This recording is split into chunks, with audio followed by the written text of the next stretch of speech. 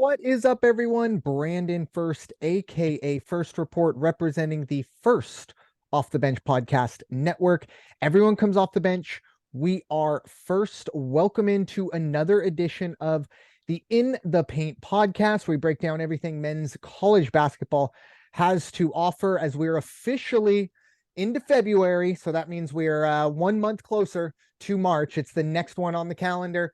And then for college basketball fans, obviously, you know what that means. But to help me break it down, as always, we have Raider Jim Martinez. You can find Mr. Martinez at Raider Jim 1090. How you doing tonight, sir? I am doing well. The sun's out. The rain came and went away real fast this time. So I got a big smile on my face in Southern California. Amen. Yeah, hopefully that's it. The 10, 12 days of rain in January, a little bit higher than we're expecting, but once again, this is the daily or the time for all the East Coasters to roll their eyes as we complain about 50-degree weather here and there. But we will have Coach hopefully a little bit later. He'll be hopping on, but we are going to dive straight in as we always do. We'll start with the teams of the week. We got 5 here to go over, and we're starting at the top, literally. The number 1 team in the country, the Purdue Boilermakers. Look, wins against Michigan on the road and Michigan State at home, maybe in the past, not the or for this year, it's not maybe the wins it would have been in the past, but I think anytime you're able to beat those two teams, anytime you're able to beat Michigan on the road and take down Tom Izzo anywhere, you definitely feel like you have to have a good week. And I think at this point right now, they're 20-1 overall. I think it's kind of, they are kind of the undisputed number 1. I didn't see the actual, breakdown of who voted for who, but I have to imagine they're pretty close to being a unanimous number 1 at 20-1 in a pretty good conference. We also have number 4, Virginia. Very quietly, Virginia is 17-3. The Cavs have won 7 straight and kind of rebounded off of a bit of a shaky start in conference play. They started 2-2 in a, let's be honest, this is an average ACC, but they've righted the ship and have kind of taken control of that conference. They are 17-3 overall.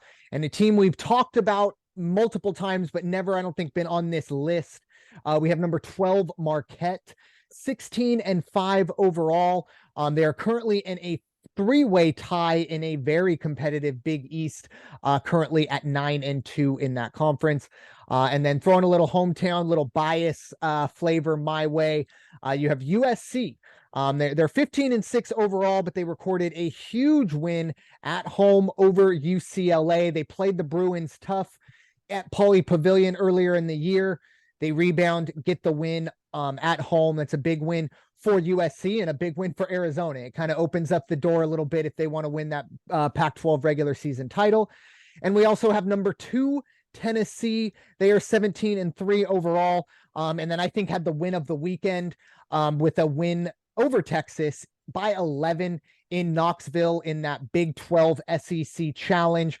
Raider Jim, what are your thoughts? The teams of the week that we just listed, or any others that come to mind? Well, I think you said it. Undisputed number 1 is Purdue. And not only did they go in and beat Michigan State. Now, I talked about that game last week, and I said, it doesn't matter. When you go up against Izzo and his boys, you're going to have a game. I did not see the entire Purdue-Michigan State game, but what I did see of it, Purdue was just taking care of business. And they won convincingly, or they were winning convincingly when I watched. As far as that number 12 team, you know what I say? You're always going to win if you play smart basketball, especially if you play Shaka smart basketball. And he is making himself comfortable in the fine city of Milwaukee and getting the Golden Eagles on track. Watch for them to make a run. And one thing that might be to their advantage right now, yes, they're in a tie. They're in a competitive, the competitive Big East division. But let me tell you, Xavier has an issue right now. And Xavier lost their big power forward, Zach Fremantle. He's out for 4 weeks. 6'9", 225. This kid has an injured foot, the same foot that he had to have surgery on. I believe it was 2021. So there's a kid who has started 21 games. He's played in all 22. He gives you 28 minutes. He does 15 points a game, 8 rebounds. He's got 19 steals over the season. That's going to be a 6'9", 225-pounder they are going to miss. They're going to rely on the backup, Jerome Hunter, 6'8", 215, has played this season. Of course, not the time that Fremantle has, and also not the time that the other forward, Jack Nunge, has played. Nunge is no slouch, but we'll see. Jerome Hunter's really going to have to step up his game to keep Xavier in the run and keep them in the top 25. So watch for Xavier, Marquette, Providence. They're going to make some noise out there. UConn is the other Big East representative in the top 25, but UConn has been, as we know, very inconsistent this year. They're just barely hanging on to that position in the top 25. Alabama, I was a bit surprised to see Alabama's name in the loss column this past weekend. But hey, this is why we watch this. This is why we follow it, and that's why the top 25 are always like watching the stock market on a busy week. Amen. Yeah, it's Purdue obviously being that number one team, and I think maybe with the, I don't know if dynamic is the right player, but maybe the most biggest mismatch, Zach Edey at what, 7'2". That's very tough to deal with. You talked about Xavier, of course, losing their big man at 6'10". That's another big one, especially with the foot injury. I think, we've seen it in the past, and maybe you've, dealt with it in your own lives. But, when you have a foot injury, 4 weeks is, that's what they're hoping for. This could be a nagging injury. But on the bright side, it's not a tournament loss for this guy right now. Obviously, we do see what we've seen from Xavier, if they'll be able to rebound. And I do believe that Xavier will make the tournament and hopefully get the big man back. But it is a bit of a tough loss for Xavier. But let me ask you this: post this season and the conference tournament, etc. What do you think that does? Is if you're a scout and you see this big kid and he's out 4 weeks now, same foot that he had to have surgery on before, where does his value go for you? It's really unfortunate, because the way we look at draft picks now, it's a liability. It is a business in the NBA, really any professional league. It probably does drop him down. And I think maybe now it's a situation where maybe he has to play in the G League, or go overseas to maybe prove to some organizations that foot is ready to roll, because it is a real big liability. Like we said, the 6'8" or 6'9", 225, you're going to need those feet a lot, and you're putting a lot of weight and pressure on all of that. But it's going to be interesting to see how that goes for Xavier down the stretch, and obviously for Tennessee up to number 2. But I tell you what, that Big 12 SEC challenge seemed to be upset after upset after upset, and it seemed like Tennessee was the only quote unquote favorite to get the win, and they still had a pretty tough test against Texas. But we do have Coach in, I do believe. Are you here with us, Coach? I am, and I'm intrigued with the Xavier big man injury conversation. Don't let me stop your guys' train of thought. But in regards to his draft prospects, I think the league's really identified as far as how they want to go is they're more focused on what the potential of the athlete is or the ball player is versus like a proven commodity. Most guys that are seniors, whether they're 4th or 5th year seniors and now some 6-year seniors, probably don't get that sniff like the one and dones or whatnot. So that's something else on top of his injury that has to be calculated. So something to think about in regards to his future prospects. But yeah, back to that SEC Big 12 challenge, man, like all year long, all you heard was how strong the Big 12 was, the strength of the Big 12, and other than really Alabama and Tennessee, that's all you really hear. Maybe Auburn, but that's the Big 12 is just massively deep. And I still have a hard time watching Big 12 basketball. Don't ask me why. I find it ugly. You know, it's for me, watching Big 12 basketball is like watching La Liga versus the Premier League, right? The Premier League is way more exciting than La Liga, but La Liga is way more technical, way more like technical skill wise advanced than Premier League. But Premier League tactically is amazing. So I have a hard time watching Big 12 basketball.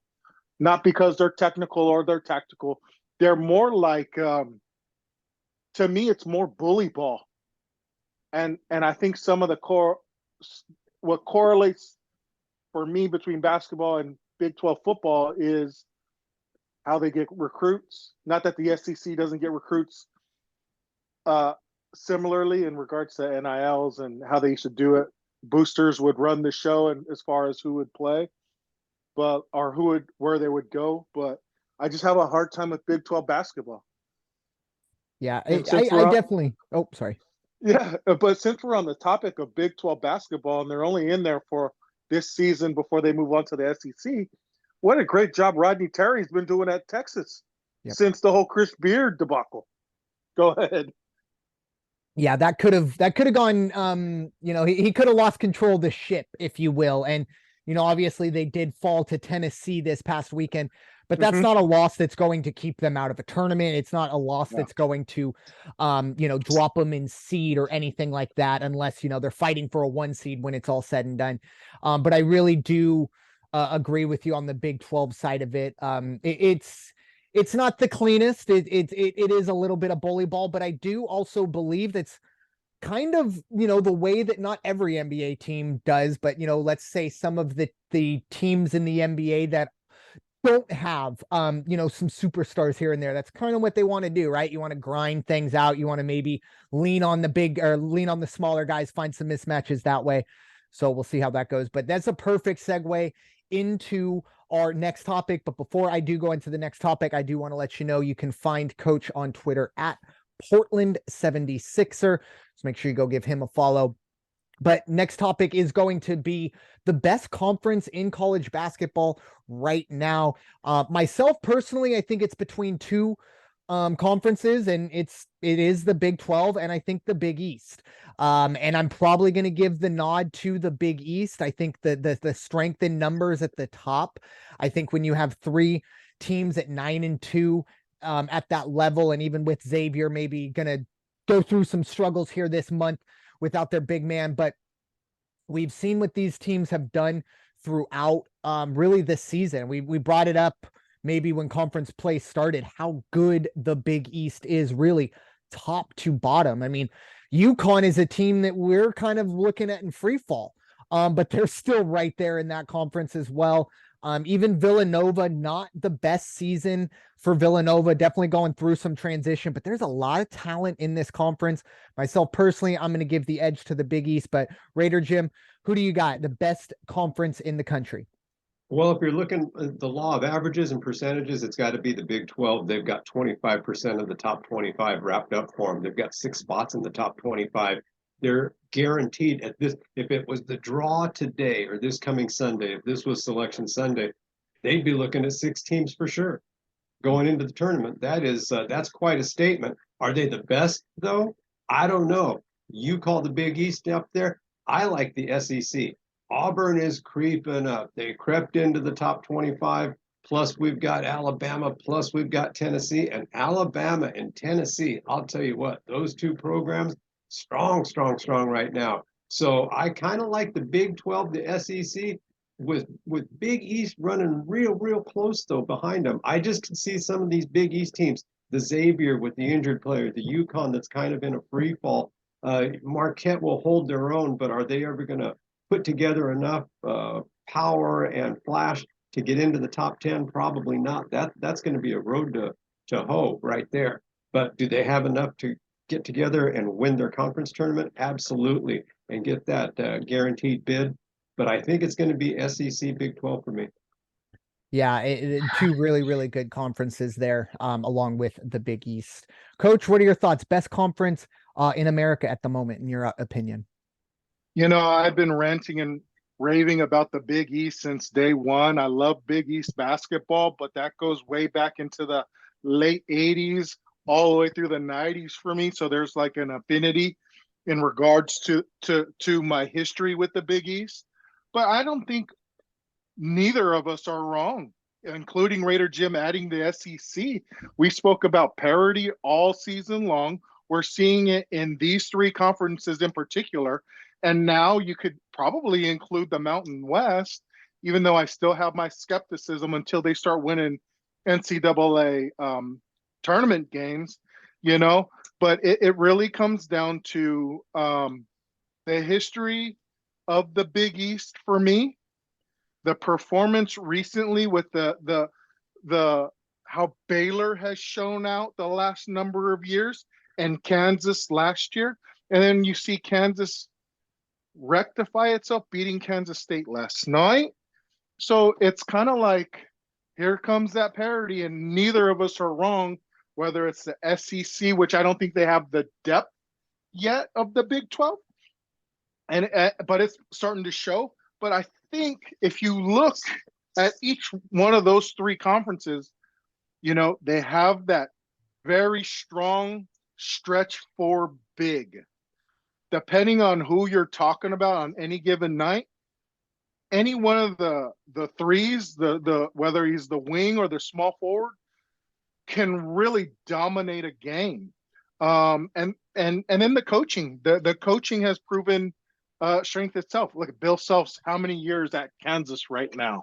What Pearl has done in the past, and what he's doing now, Coach Bruce Pearl's doing now, is really identifying, his strength as a coach moving forward and getting his teams prepared for the NCAA tournament. And then you look up and down the Big East and you're like, man, there's Sean Miller, there's Hurley, there's, Kyle Neptune's new at Villanova, but I'm going to touch on them in a little bit, and you're looking up and down, and those three teams kind of exemplify the strength as far as NCAA basketball this season.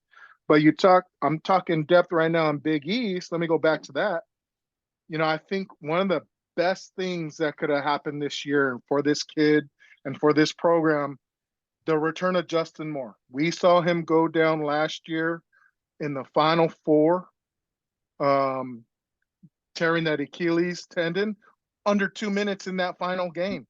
And he made his return against Providence this weekend. And he was able to play the amount of minutes that he did against. We've all ranted and raved about how well Providence is this year. He was able to play at that high level against a very good Providence team, and it's just a blessing for Villanova that he's back. It's great to see this kid back, and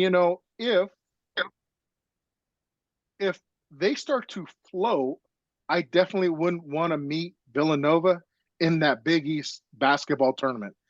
I'm not saying they're going to make the NCAAs, but they could ruin a bid for some of these top teams moving forward, and that could open up a door for an additional SEC team, an additional Big 12 team. So instead of talking about 6 teams, there might be 7, because we've all seen Iowa State as of recently kind of slump, but they're going to get back in the mix.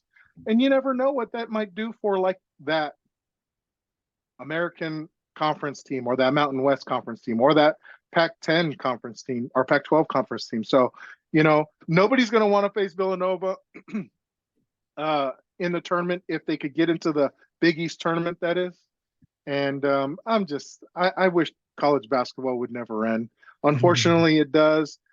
And thank goodness baseball's starting soon, because, I'm going to miss the action once college basketball is over. It's a great year. It's an amazing year. I love it. I love it. I agree. It's bittersweet, but we also do know that the best time of year, at least for us and college basketball fans, is pretty much those three weekends, if you will, where we get to kind of go from 68 down to 2, and then before you know it, one shining moment's on, and you're hoping for October or November to start up again so we can get back into the swing of things. But still plenty to figure out. 2 more months before we crown a national champion. And luckily, Brandon Ferst, I should say, speaking in the third person, finally did what he needed to do and actually put the player spotlight into the rundown. And as promised, I gave you a little spoiler last week. It was going to be Imani Bates. Very interesting story.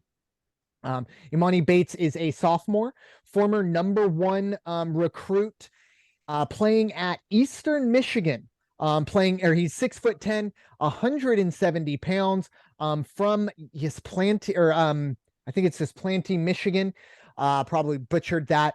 But this is a kid who was Gatorade National Player of the Year coming out of high school, was originally going to go to Michigan State, kind of backed out of that and left high school early, graduated early, went to play at Memphis, struggled through some injuries. And then unfortunately, you say what you want about idle hands or this or that.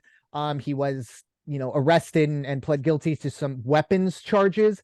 And he's been dealing with some probation, and obviously Memphis, for better or worse, they released him from the program, released him of his scholarship, and he's found a home back home in Michigan. Obviously, Eastern Michigan is pretty low on the totem pole, with all due respect to the Eagles, I believe is their mascot. They are 6-16, despite having Imani Bates, who is averaging over 20 points a game, just barely over 20 points a game, and 5.5 rebounds. The one thing I will say, obviously, when we do these player spotlights, we love to highlight what they've been doing at this level, but it's natural that we look ahead to their next transition, and obviously the NBA. First and foremost, the off the court stuff, I think he needs to have 2 or 3 years of nothing, right? Just stay out of trouble. However you do that, any type of trouble, no matter how ridiculous or minuscule it could be, you have to stay out of trouble. And the other thing for me is, look, 6'10", 170 pounds. You need to get some hamburgers in you, kid. You need to put some weight on, get the muscles up there, because you're essentially a tweener at 6'10" in the NBA, and that's kind of crazy. But Raider Jim, what are your thoughts on the very interesting story of Imani Bates? Yeah, I always believe in giving anybody a second chance, let them prove themselves that they have either learned a lesson from their mistakes, or whatever the case may be, whatever reasons were for him being caught with weapons charges and having the weapons charges brought up against him. I don't know. I was looking to see if I could find something about the back injury that slowed him down coming out of high school and going into college. It was the only thing I could see in the couple articles I read was mysterious back injury. That would concern me if I was a scout. The weight definitely concerns me. The kid's definitely a hot shot. I mean, he was already been on the cover of Sports Illustrated, for gosh sakes. You and I and Coach are never going to be there. Well, Coach might be there. Coach might very well be on the cover one day, but not me. Even at that, for those misgivings and the shortcomings, they still have him picked as a top 30 pick for the 23 NBA draft, which is said to say something. But you look at a Chet Holmgren. Holmgren was, 7 foot tall and barely weighing a couple 100 pounds, skinny as a rail, but he was strong and he could hold his own and he could take a beating. Maybe that's the same with this young man. First and foremost, got to keep his nose clean because of what has happened. Here he is at a school that is not in the spotlight. They are the 333rd team out of 363 teams, which really is not good for the resume and the profile. I wish him nothing but the best. I hope he sticks with it. His dad was a great a good competitive D2 player in basketball, and still runs a coaching clinic, coaching university, if you will, lack of a better word, and works closely with the AAU programs. So basketball's in his blood. He will do well, and let's just hope that he's got the right mentorship at the school he's at right now. Yeah, I think he hit the nail on the head. The mentorship to just kind of keep him on the straight and narrow. Looks like Coach. I think I don't know what happened there. I hope he didn't lose connection. Okay, yeah, he will be back, just finishing some stuff up. But, for Imani Bates, a very interesting, he scored 29 straight points. Not 29, which 29 points in a game is impressive enough, but he scored 29 straight points in a game, ended up with 43. This was last Tuesday against Toledo. And just to kind of show you kind of the what team he's dealing with, no disrespect once again to Eastern Michigan, but he puts up 43 and they still lose by 5. So he's really going to have to push himself to that level.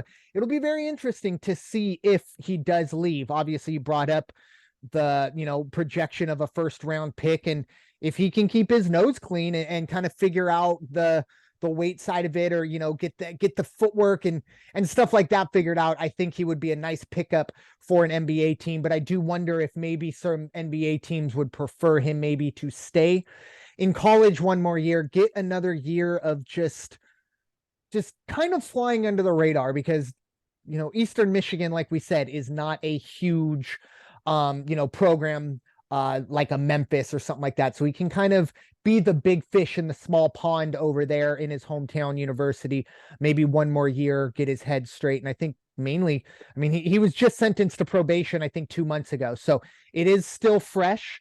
It's raw.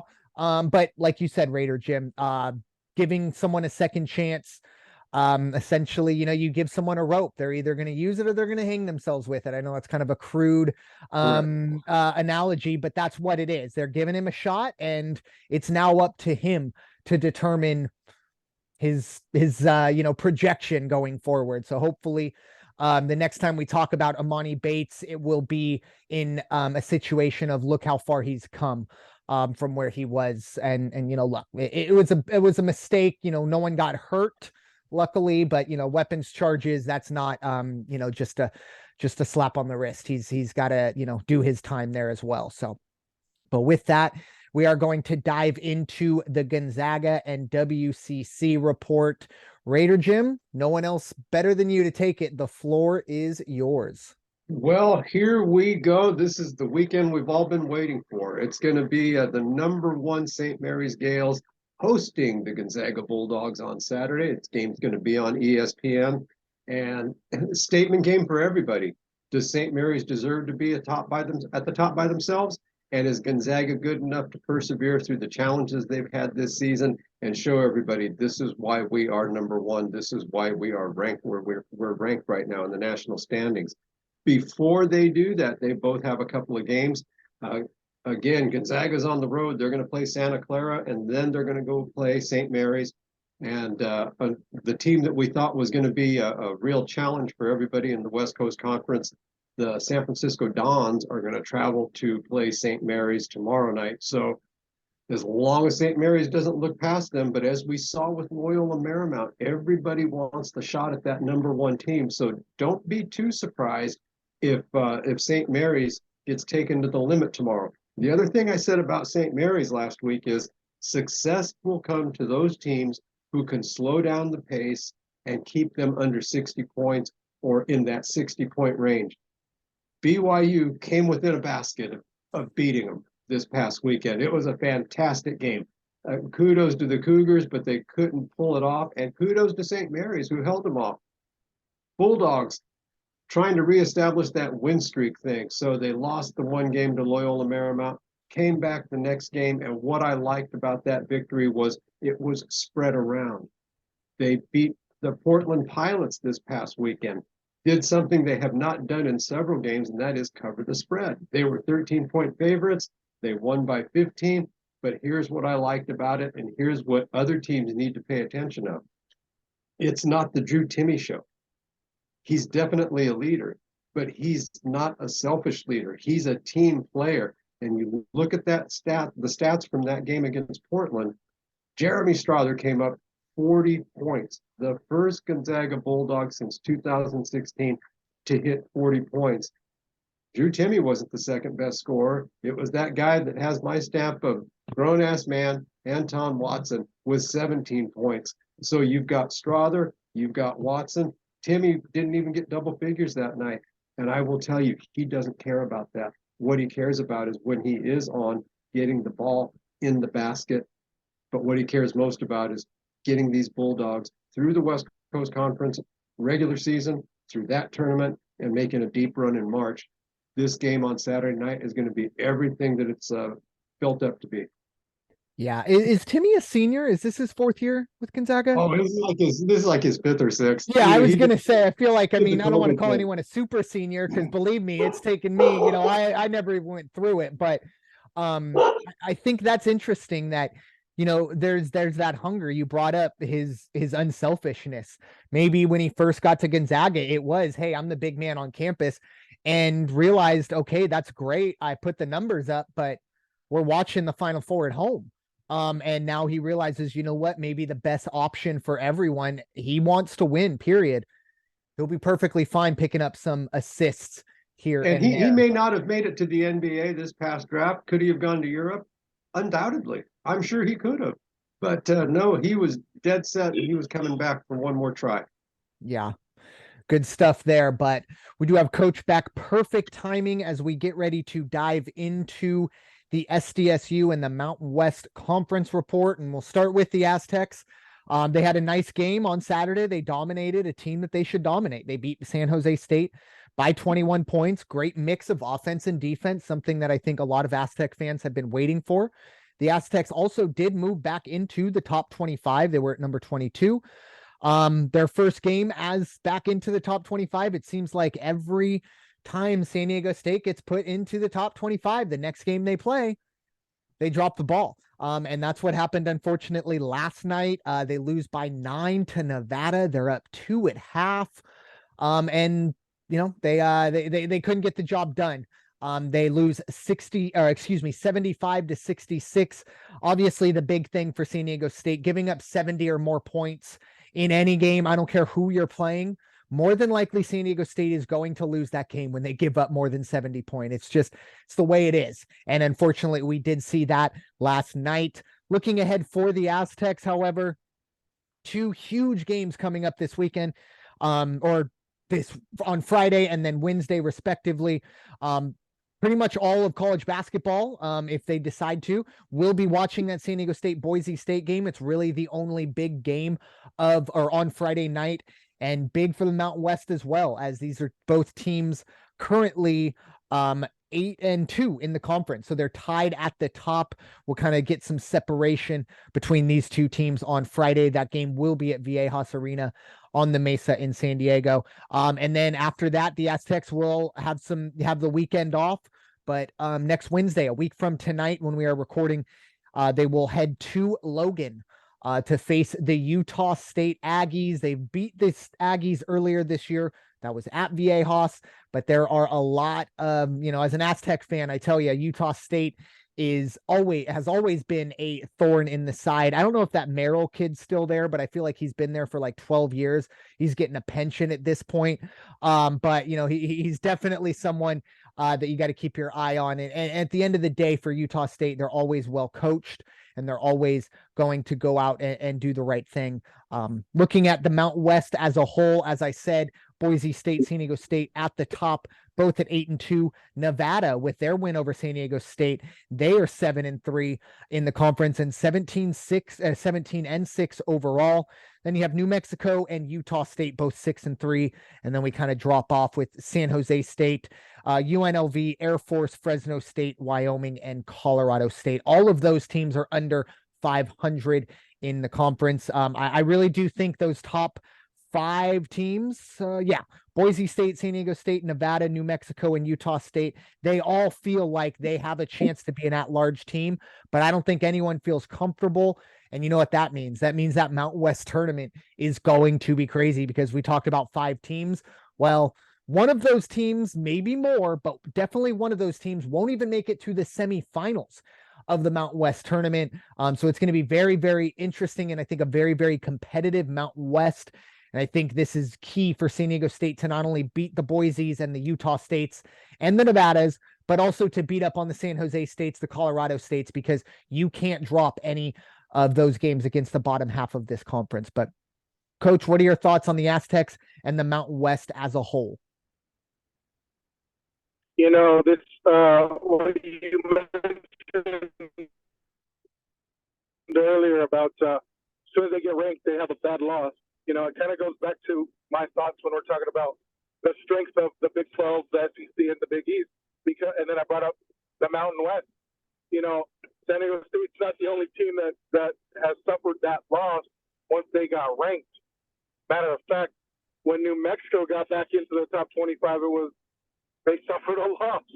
You know, we get back in the top 25 at 22, we suffer a loss, and unfortunately, both those losses for either team just happen to be at home at Nevada. What an ugly game yesterday, and I'll never tell any of my team or any of my players, hey, those refs really ruined it for us. But you could tell it was a one-sided affair last night in favor of Nevada as far as the kind of fouls or the kind of calls that were going against either team. You know, I didn't get a chance to see the technical, but from what I understand, it was a very questionable technical call early in the game. At the end of the Nevada-New Mexico game the other night, there was a very questionable call in overtime that really dictated that game. And, you know, Nevada's 11-0 at home. And I'm not going to say it's all because of the refs, but they just play a little bit different swag, a whole different confidence at home. And rightfully so, they're 11-0 undefeated there. So, you know, watching last night's game, comparing the kind of calls, it was very questionable on my end, and I'll never be that coach, that guy, that fan that says, oh, the refs blew it. But I sound that way right now. It's a tough stretch for San Diego State, starting last night with Nevada, Boise on Friday, and then at Utah State. That could very well determine whether they're going to be ranked or not ranked, seeded 1 in the Mountain West or seeded 4 or 5. You know, now that we're going to start talking conference tournaments and start talking conference seeds and start talking about bubble teams and whatnot. So last I read, 3 for sure bids for the Mountain West and a possible sleeper, depending on how that sleeper does in the Mountain West tournament, to get into the NCAA. And what a stretch for State to face. Logan's not an easy place to play. Boise State's proven they could win in Viejas, and the Aztecs better be sharp with the passes, sharp with boxing out, sharp with all the little things that they were sharp with against San Jose State that they weren't sharp last night against Nevada with. So they're going to have to clean up some things, and I've said clean up some things all season long with this San Diego State team. And going into February and March, all those things need to be sharp. Not, when they're going to start cleaning this up.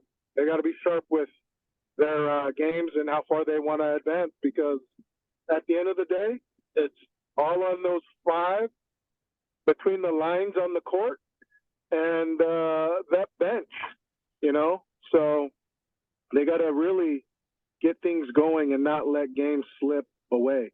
You know, 3 turnovers against San Jose State. Yeah, San Jose State doesn't provide the same pressure as Nevada or any of those other top teams in the Mountain West, but that's a outstanding stat. 3 turnovers in a game.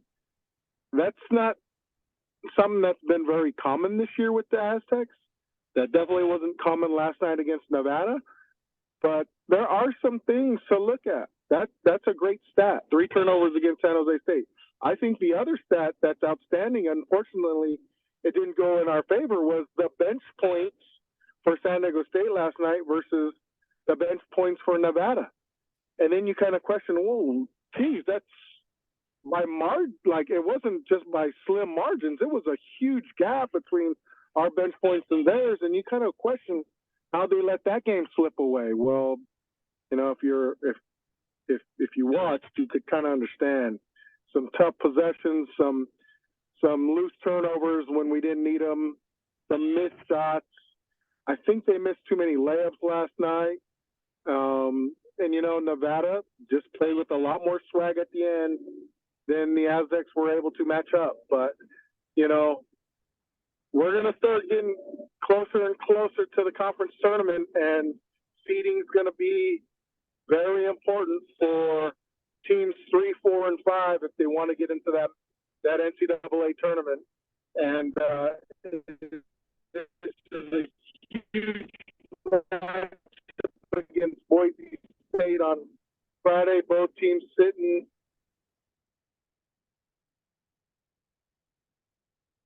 at the top of the Mountain West at 5. So Boise State has that percentage edge. So this is a tough stretch, and right now they didn't respond well to it last night, and let's hope that within these next 2 games we could get on top of it and go 2-0 against Boise State and Utah State and not look too far ahead after that. So we will see. We will see. Yeah, it's unfortunate, you know, the refereeing wasn't ideal, but I will say, you know, kudos for the Aztecs for not, you know, rolling on the floor for a full minute and crying and throwing a tantrum like you know, a certain LA Laker so eloquently showed us this past weekend. You know, it's like the first time ever a referee misses a call and he's on the ground for 2 minutes throwing a tantrum like a 3-year-old. But Aztecs, you know, they kind of understood, probably didn't play well enough to win, but definitely didn't get any help from those referees. But moving on to final segment, and it is the top games coming up. And I'll tell you what, it was really, I cut out a lot of really good games for the sake of time and for the sake of my hands and typing. Saturday is going to be incredible, folks. Maybe the best day of college basketball, at least on paper, that we'll see pre-tournament or pre-conference tournament. And let's get right into it. We'll have number 8 Kansas at number 13 Iowa State, number 25 Auburn at number 2 Tennessee, Miami, number 23 Miami at number 20 Clemson. Top team in the country, Purdue, faces in-state rival. They'll head to Bloomington to face the number 21 Indiana Hoosiers. Texas, number 10, they will head to Manhattan, Kansas to face the number 7 Kansas State Jayhawks, who will look to get back into the win column after a loss to Kansas last night. And then the big one in the Mountain West, it's Gonzaga at St. Mary's. The Zags are number 12 in the country. St. Mary's number 18. That's going to be a big one. And that game is in Moraga as well. That might be the best game of the tournament, maybe even the best atmosphere, or excuse me, of the day, the best atmosphere as well, possibly. Sunday, we'll see Houston, number 3. They will look for some revenge against Temple. They will head to Philly to face the Owls. Obviously, the Owls did take down Houston earlier this year. The Cougars will look to get a little bit of revenge. Then we look to Monday night. Unranked Duke will head to Miami, but we all know Duke still has players and they still have some talent. That'll be a good one. And then a big one in the Big 12, number 10 Texas at number 8 Kansas. And we're not done yet. Even next Tuesday, we'll have number 14 Marquette heading to Stores to face the number 24 UConn Huskies, who are of course struggling a bit, but a big chance to get back on track with a win at Marquette at home if they can get that done. And finally, number 15 TCU at Kansas State, number 7, of course, in the country. That will also be on Tuesday. Got to catch my breath here. Raider Jim, what do you like on that slate or any other game that catches your eye? Well, of course, the number 1 game for me is going to be the Zags going into Moraga to play Randy's boys, and good luck to both teams. They are deserving of the 1 and 2 rankings in the West Coast Conference. Other than that, the ones I'm really looking at, believe it or not, if you look at the top 25, I'm looking at those last 3 teams that are in: Miami, UConn, Auburn, who I think I didn't word it properly, but Auburn, who is actually hanging on to a spot in the top 25. Tell you what, you could see 3 brand new teams in spots 23, 24, 25. Missouri, they play strong this weekend. You could see them move up. You could see the College of Charleston be removed from their timeout and get back into the top 25. So it's going to be kind of interesting to see what happens with Miami, UConn, and Auburn. And then, of course, next week on Tuesday, all eyes on Marquette and UConn for me. I think that's going to be a great game. TCU also. I mean, they're dropping a little bit there, so they need to really put up a strong game next week.